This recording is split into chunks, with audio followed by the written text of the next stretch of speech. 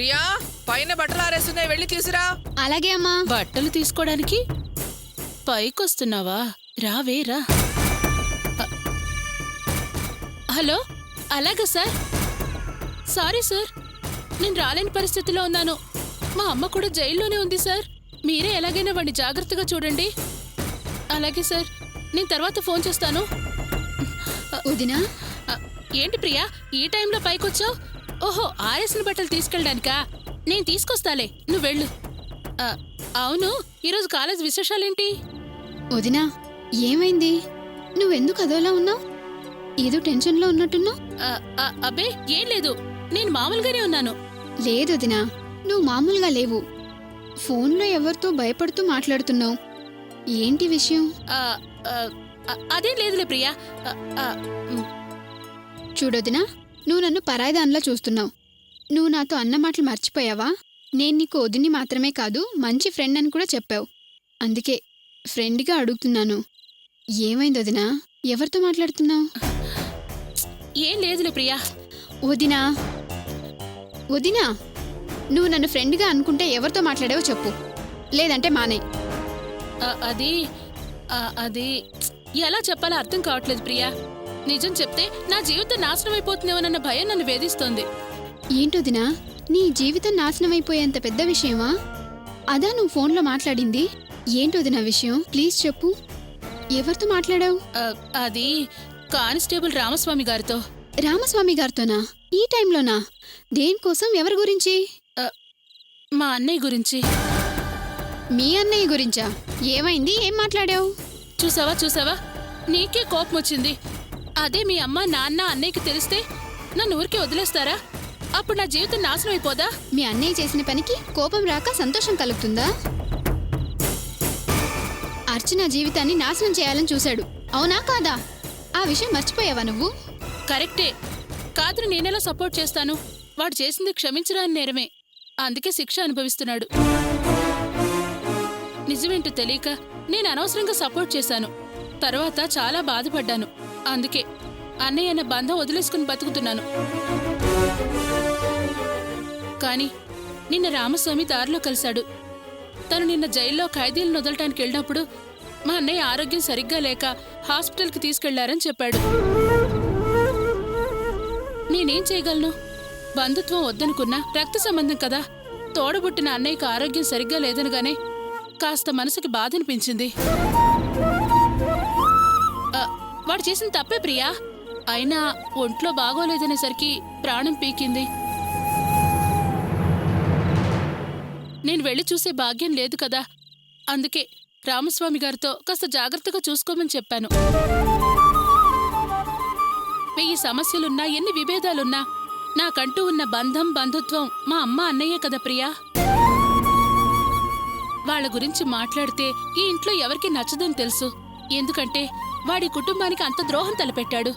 కానీ వాడు జైలుకెళ్ళిన తర్వాత చేసిన తప్పులు తెలుసుకుని పశ్చాత్తాపడ్డాడు, బాధపడ్డాడు. ఇప్పుడు మారిపోయాడు ప్రియా. ఇదంతా నాకు రామస్వామి వల్లే తెలిసింది. ఆ తర్వాత మా అన్నయ్య గురించి తెలుసుకోవడానికి ప్రయత్నించాను. అది తప్పే. ప్రియా, నువ్వు వెంటనే వెళ్ళి అత్తయ్యతో, మామయ్యతో, మీ అన్నయ్యతో నేను చేసిన తప్పు గురించి చెప్పేసేయ్. నా జీవితం నాశనమైనా పర్వాలేదు. ఓ తప్పు చేసిన వాడితో మాట్లాడే ప్రయత్నం చేసినందుకు శిక్ష అనుకుంటాను. వెళ్ళు ప్రియా, వెళ్ళి వెంటనే చెప్పు. ఏంటోదినా అలా అంటావు? నేనేమైనా మంచి చెడు తెలియని చిన్నపిల్లనా? ఏది చెప్పాలో ఏది చెప్పకూడదో తెలియనంత పిచ్చిదాన్నా? ఇక వెళ్ళి అందరికీ చెప్పడానికి?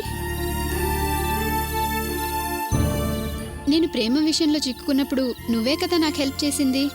లేకపోతే ఈ పాటికి నా జీవితం ఎన్నో మలుపులు తిరుగుండేది. నాకెంతో సపోర్ట్ చేసావు. అలాంటిది నీ జీవితాన్ని నేను నాశనం చేస్తానా? నేనెవ్వరికీ చెప్పను. నువ్వు ధైర్యంగా ఉండదునా? అలా అయితే నేను మా అన్నయ్య మీద ప్రేమ చూపించడం తప్పు కాదంటావా? వాడి ఆరోగ్యం బాగోలేదన్న విషయం విచారించటం పొరపాటు కాదంటావా? నేనేం పాపం చేయలేదు కదా ప్రియా. నువ్వు మీ అన్నయ్య కోసం పడుతున్న ఆరాటం చూస్తుంటే నాకు చాలా బాధేస్తుంది వదినా. చూసావా, పరిస్థితి విన్నదానికి నీకే ఇలా ఉంటే ఇంకా నాకెలా ఉంటుంది? వాడు కాని మారకుండా ఉండుంటే నా మనసు అంతగా ఆరాటపడి ఉండేది కాదు. దుర్మార్గుడని వదిలేసేదాన్ని. కాని వాడు మారి మహర్షి అయ్యాడంటే వెళ్ళి చూసి రావాలని, ఒక్క మాట మాట్లాడాలని నా మనసు ఎంతో ఆరాటపడుతోంది. కానీ నేనున్న పరిస్థితుల్లో వెళ్ళలేను. ఏం చేయరు ప్రియా, అంతా నా కర్మ. వదినా, ఇప్పుడెందుకంత బాధపడతావు? ఇప్పుడేంటి, నువ్వు వెళ్ళి మీ అన్నయ్యని చూడాలి, అంతే కదా? రేపు మనం వెళ్ళి మీ అన్నయ్యని చూసొద్దాం, సరేనా? ఏంటి ప్రియా అంత తేలిగ్గా చెప్తున్నావు? ఇంట్లో ఈ విషయం తెలిస్తే నా ప్రాణాలు నీ ప్రాణాలు తీసేస్తారు. మీ అన్నయ్య అస్సలు ఒప్పుకోడు. నా సంగతి వదిలే. ఇలా నరకం అనుభవించడం అలవాటు చేసుకున్నాను. నువ్వెందుకు పుణ్యం కోసం నా వెంట వచ్చి పాప నెత్తినెత్తుకోవటం? వదిలే ప్రియా. వదినా, వాళ్లకు తెలిస్తే కదా ఒప్పుకునేది ఒప్పుకోకపోయేది. వాళ్లకు తెలియకుండానే మనం వెళ్ళి చూసొద్దాం. వద్దు ప్రియా, అనవసరంగా గొడవలైపోతాయి. వదినా, నువ్వేం భయపడకు, నేనున్నాను కదా. రేపు నువ్వు ఆఫీస్కి బయలుదేరు, నేను కాలేజ్కి బయలుదేరుతాను. ఇద్దరం కలిసి వీళ్లకు తెలియకుండా జైలుకెళ్ళి మీ అన్నయ్యని చూసొద్దాం, సరేనా? నిజంగా వెళ్దామా? నిజంగానే వెళ్దాం వదినా. నీకోసం నేను ఈ మాత్రం కూడా సాయం చేయకపోతే ఎలా? ఖచ్చితంగా రేపు మనం వెళ్ళి మీ అన్నయ్యని చూసొద్దాం, సరేనా? ఎంతసేపే బట్టలు తీసుకురావడానికి? ప్రియా, త్వరగా రా. అయ్యో, అమ్మ పిలుస్తున్నట్టుంది, నేను అలాగే, వెళ్తాను. వెళ్ళు. బట్టలు ఓసే పిచ్చిదానా, నువ్వెప్పుడు నా పక్కనే ఉండాలే. అందుకోసమే కదా నేనింత కష్టపడుతున్నాను. నువ్వు నన్ను జైలుకు తీసుకెళ్తావే, ఇంకొన్నాళ్లలో మా అన్నయ్య జైలు నుంచి వచ్చేస్తాడు. అప్పుడు నీ జీవితాంతం నువ్వు తప్పించుకోలేని జైలు జీవితం గడుపుతావు. అంత శిక్ష అనుభవించేలా చేస్తానే. ఏమే, లైబ్రరీ బుక్ తిరిగి చేసావా? లేదే, ఇంకా రాయాల్సింది కొంచెం ఉంది. నాకు కొంచెం అవసరం ఉందే.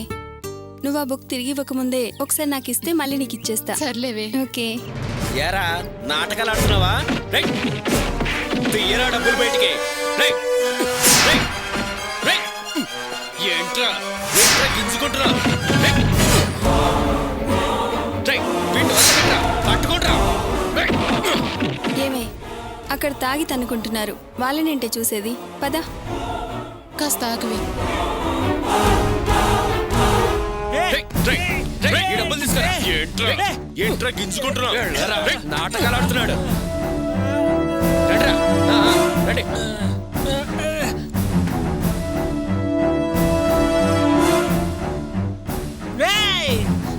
ఎవడ్రా అది?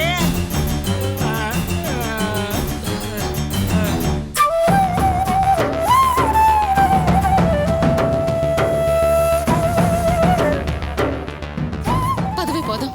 ఏ రాణి ఆగవే. రాణి ఆగవే. ఏంటి, ఏమైందే అలా ఉన్నావు? ఆ తాగి గొడవ చేస్తున్నాడే అతనే మా అమ్మ నా కోసం చూసిన పెళ్లి కొడుకు. ఆ? ఏంటి, ఆ తాగుబోతు నీకు చూసిందా? మీ అమ్మకేమన్నా పిచ్చా? అదే నాకు అర్థం కావడం లేదే.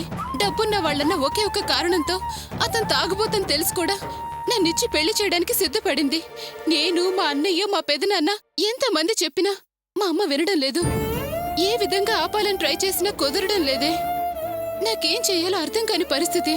ఏమే, మీ అన్నయ్య మంచితనం గురించి చాలాసార్లు చెప్పావు. ఆయన తక్కువ చేసి మాట్లాడుతున్నాడు అనుకోకు.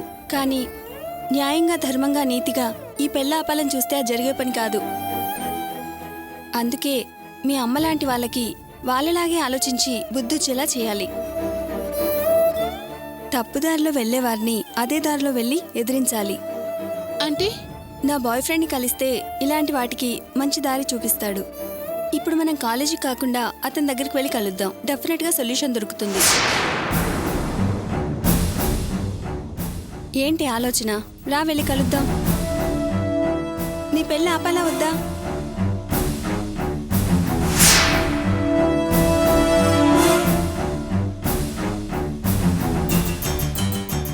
మా రాణి పెళ్ళి ఆపేయడానికి ఏదైనా ప్లాన్ వేస్తామని నేను దీన్ని ఇక్కడికి తీసుకొస్తే అలా కామ్గా ఉంటావేంటి? వీళ్ళన్న వీళ్ళ పెళ్లి ఆపడానికి పోలీస్ స్టేషన్ దాకా వెళ్ళాడు. కానీ ఆవిడ క్రిమినల్గా ఆలోచించి ప్లాన్ ప్రకారం వీళ్ళ కలవకుండా చేసింది. అందుకని మనం ఈ విషయాన్ని తేలిగ్గా తీసుకోకూడదు. అంతకన్నా క్రిమినల్గా ఆలోచించాలి. అలా క్రిమినల్గా ఆలోచించే క్రియేటివ్ ఒకే ఒక్కడున్నాడు. వాడే నా క్లోజ్ ఫ్రెండ్. వాడు ఇలాంటి విషయాల్లో నాకన్నా పెద్ద ముదురు. వాడిని రమ్మంటాను. వాడే ఇలాంటి విషయాలకి సరైన మనిషి. ఒక్క నిమిషం, కాల్ చేసి వస్తాను. ఏంటి నువ్వు మీ ఫ్రెండ్కి చెప్తే హెల్ప్ చేస్తాడన్నావు. అతనేమో వాళ్ళ ఫ్రెండ్ అంటున్నాడు. నాకేం నచ్చట్లేదు. పద వెళ్ళిపోదాం. ఆవేశపడకే, వాళ్ళ ఫ్రెండ్ చాలా మంచివాడు. నేనాయన మంచా చెడా అనడం లేదు. ఈ విషయం ఇలా ఒకళ్ళ తర్వాత ఒకళ్ళకి తెలిసి చివరికి మా అన్నయ్యకి తెలిస్తే లేనిపోని గొడవ అవుతుంది. పదే వెళ్ళిపోదాం. ఊరికి భయపడకే. ఈ పెళ్ళి ఆగాలని ఉందా లేదా నువ్వు చెప్పు. ఉంది. అయితే కాస్త ఓపిక పట్టు.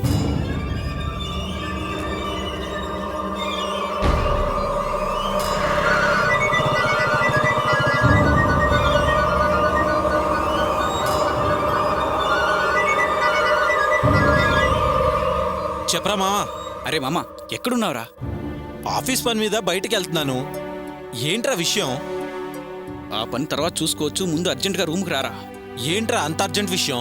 ఓ అమ్మాయి వచ్చిందిరా. అరే మావా, నేను ఇదివరకట్లాగా పాప కనిపించగానే ట్రాప్ చేసి ఎంజాయ్ చేసే మూడ్లో లేనురా. నా కోరిక ఒకటే, కావ్య మీద పగ తీర్చుకోవటం. అదే ప్రయత్నం, అదే ప్లానింగ్. నేను రాలేనులే గాని నువ్వు ఫోన్ పెట్టేయ్. కావ్య మీద పగ తీర్చుకుంటే సరిపోతుందా? దాంతో నీ పగ చల్లారిపోతుందా? అసలు నువ్వు ఢీ కొనాల్సిన విలన్ ఇంకొకడున్నాడ్రా, అది మర్చిపోయావా? వాడి మీద పగ, కసి, కోపం నీకు ఇంకేం లేవా? నువ్వు అనేది ఆ గోపి గురించే కదా? బాగానే గుర్తు తెచ్చుకున్నావు. వాడి మీద పగ తీర్చుకోవాలని నీకు లేదా? ఎందుకు లేదురా, ఖచ్చితంగా తీర్చుకుంటాను. అయితే వెంటనే రారా. అవకాశం వెతుక్కుంటూ వచ్చి నీ నట్టింట్లో కూర్చుంది. ఎలా వాడుకుంటావో నీ అదృష్టం మీద ఆధారపడి ఉంటుంది. ఏంట్రా నువ్వనేది? కాస్త అర్థమయ్యేటట్టు చెప్పు. అరే, ఆ గోపిగాడి చెల్లి మన రూమ్లోనే కూర్చుందిరా. నువ్వు వెంటనే రూమ్కి వచ్చే. అది మన రూమ్లో ఉండటం ఏంట్రా? అసలు ఏం జరిగింది?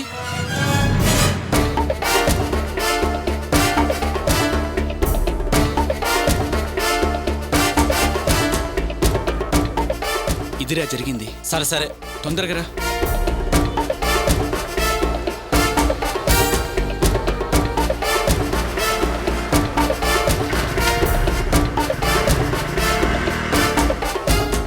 Cool cool cool, problem solve. మా ఫ్రెండ్ చెప్పానండి, వాడు ఆన్ ది వే. సరే, ఈ లోపల మీకేం కావాలి? Coffee or tea? అబ్బే ఇప్పుడు అవేమవుతుంది? డోంట్ వరీ సిస్టర్, మా వాడు వచ్చాడంటే మీ ప్రాబ్లం సాల్వ్ అయిపోయినట్టే. ఏయ్ సుధా, నీకేం కావాలి చెప్పు? Coffee or tea? ఇప్పుడు నువ్వు చేసి తీసుకొస్తావా? అవును, నేనే స్వయంగా చేసి తీసుకొస్తా. వద్దు మహాప్రభు, మా మీద ప్రయోగాలు చేయకు. మాకు బతుకు మీద తీపెక్కువ. అంత భయపడవలసిన పని లేదు. నేనే స్వయంగా చేసి తీసుకొస్తా. టేస్ట్ చేశాక నువ్వే శబాష్ అంటావు చూడు. స్టార్ హోటల్ రేంజ్లో ఉంటది. ఒక్క చిటికలో తీసుకొస్తా. ఎలా ఉందండి టీ? నీ స్టార్ బాగుంది. భయపడ్డంత ఏం లేదు. నువ్వు ఎలాగైనా బతికేయచ్చు. ఎక్కడో తాకింది ఈ డైలాగు. అవును, మీరేంటంటే అలా మూడీగా ఉన్నారు? మీరేం వరీ అవ్వకండి, మా వాడు వస్తే మీ ప్రాబ్లం అంతా ఫినిష్. అడుగు, వాడు వచ్చినట్టున్నాడు. ఒక్క నిమిషం.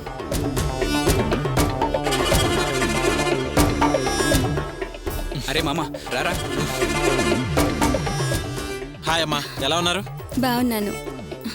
ఇది నా ఫ్రెండ్ రాణి. వీడు ఫోన్లో మ్యాటర్ అంతా చెప్పాడు. మీరేం దిగురు పడాల్సిన అవసరం లేదు. పెళ్లి ఈజీగా ఆపేయచ్చు. ఏంటి, పెళ్లి ఈజీగా ఆపేయచ్చా? అవును, ఈజీగా ఆపేయచ్చు. కానీ దానికి మీ కోఆపరేషన్ కావాలి. ఈ పెళ్లి ఆపేయడానికి నేనేమైనా చేస్తానండి. ఏం చేయాలో చెప్పండి. అంత పెద్దింటి సంబంధం మీలాంటి పేద కుటుంబాన్ని వెతుక్కుంటూ వచ్చి మిమ్మల్ని పెళ్లి చేసుకుంటాను అంటే ఏంటి దాని అర్థం? మీరు మంచి గుణవంతురాలైన అమ్మాయనే కదా. అదే మీరు చెడ్డవారైతే? అంటే వాడు తాగుబోతు కావచ్చు, వెదవన్నర వెదవ కావచ్చు. చివరికి మగవాడు కాకున్నా వాడు తనకొచ్చే భార్య మంచిదై ఉండాలి అనుకుంటాడు. అదే విధంగా వాడి తల్లిదండ్రులు వాడు ఎలా ఉన్నా ఇంటికొచ్చే కోడలు ఉత్తమురాలై ఉండాలి అనుకుంటారు. అందుకే మీరు మంచి అని తెలిసి మీ ఇంటికి వచ్చారు. ఇప్పుడు మీరు మంచివాళ్ళు కాదు అని తెలిస్తే ఇక వాళ్ళు ఈ పెళ్లికి ముందుకొస్తారా? ఈ పెళ్లి జరుగుతుందంటారా? డెఫినెట్ గా ఆగిపోతుంది. ఈ పెళ్లి జరిగే ప్రసక్తే లేదు. అలా అయితే మనం డ్రామా ప్లే చేయాలి. మీకు మరో అబ్బాయికి ఓ చిన్న వ్యవహారం ఉన్నట్టు, మీరు అతను ప్రేమించుకుంటున్నట్టు ఆ పెళ్లి కొడుకింటికి ఎలాగో అలాగా తెలిసేటట్టు చేస్తే ఇంకా ఈ పెళ్లి పులి స్టాప్ పడ్డట్టే. ఓ సూపర్ మామా, సూపర్ ఐడియారా. వద్దండి, ఈ విషయం మా అన్నయ్యకి తెలిస్తే నన్ను నరికి పారేస్తాడు. ఇదంతా ఓ చిన్న డ్రామా అండి. పెళ్లి ఆగిపోయిన తర్వాత జరిగిందంతా మీ అన్నయ్యకి చెప్పి ఆయనను కన్విన్స్ చేయొచ్చు. ఆలోచించు రాణి. నీ పెళ్ళెలాగైనా జరిపించాలని మీ అమ్మ చాలా పట్టుదలగా ఉంది. అదే జరిగితే ఆ తాగుబోతోడితో జీవితాంతం నరకం అనుభవిస్తావా? అందుకని నేను చెడ్డదాన్ని అనిపించుకోవాలా? పెళ్ళి ఆపేంత వరకే కదా. అసలు పెళ్ళి ఆపాలా వద్దా చెప్పు. ఆగాలి. అయితే ఇదే కరెక్ట్. అన్నయ్య వెంటనే పెళ్ళికొడుకింటికి బ్యాడ్గా ఓ లెటర్ రాసి పంపిద్దామా? ఏంటమ్మా లెటర్స్? ఇవన్నీ ఓల్డ్ ఫార్మాట్స్. నెట్, ఈమెయిల్స్ ఇవన్నీ న్యూ ఫార్మాట్స్. అందుకని రాణిని మరో అబ్బాయిని కలిపి ఓ ఫోటో తీసి మెయిల్లో వాళ్ళకి పంపిద్దాం. ఏమంటావ్? నేను ఒప్పుకోను. మా ఇంట్లో తెలిస్తే బాగుండదండి. నాకు చాలా భయంగా ఉంది. ఏయ్, ఏంటి పిరికిదానిలా మాట్లాడతావు? ఇదంతా డ్రామా అని చెప్తున్నాం కదా. అవును సిస్టర్. అయినా ఎవడో తెలియని వాడితో ఫోటో దిగితే భయపడాలి. ఓ పని చేద్దాం. అరే, నువ్వు సిస్టర్ కలిపి ఫోటో దిగితే సరిపోతుంది కదా. ఏ ప్రాబ్లం ఉండదు. తీసేద్దామా? అవునన్నయ్య, ఇది బాగుంది. కాస్త హెల్ప్ చేయండి అన్నయ్య ప్లీజ్. అది సరే, ముందు తను ఒప్పుకోవాలి కదా. రాణి, నీ పెళ్ళి ఆపడానికి ఇది తప్ప మరో దారి లేదు. సరే అనవే. సిస్టర్, ఇదంతా డ్రామా మాత్రమే. ఓకే అనండి, పెళ్ళి ఆపేద్దాం.